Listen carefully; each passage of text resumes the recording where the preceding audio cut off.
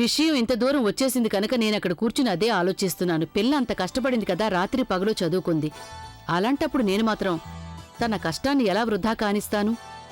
ఆ పిల్ల అంత ముచ్చట పడుతున్నప్పుడు చూడు నిరంజన్, తనని పరీక్ష కూర్చోనివ్వు. ఆ పిల్లకి ఎంత పంతమో అందరికీ తెలుసు.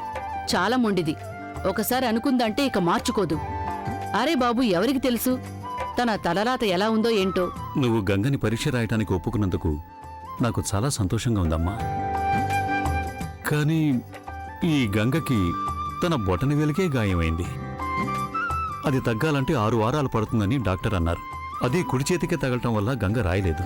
మరీ బాగుంది నిరంజన్. నేనేమో తనని సమర్థిస్తూ ఉంటే నువ్వేమో తన ధైర్యాన్ని దెబ్బ కొడుతున్నావు. అదెలా కుదురుతుంది? మన గంగేమో చాలా ధైర్యస్తురాలు. కొంచెం బాధ సహించక తప్పదు. అవునా? సహిస్తావుగా?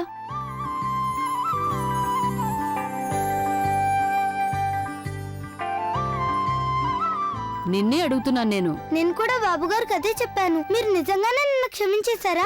నేను పరీక్ష కూర్చోవచ్చా? ఒకవేళ పాస్ అయ్యానంటే స్కూల్ కూడా వెళ్ళొచ్చంటారా? అబ్బబ్బబ్బబ్బబ్బా, అదే పనిగా మాట్లాడుతూనే ఉంటుంది. వెళ్ళు, పరీక్షకు సిద్ధమైపో.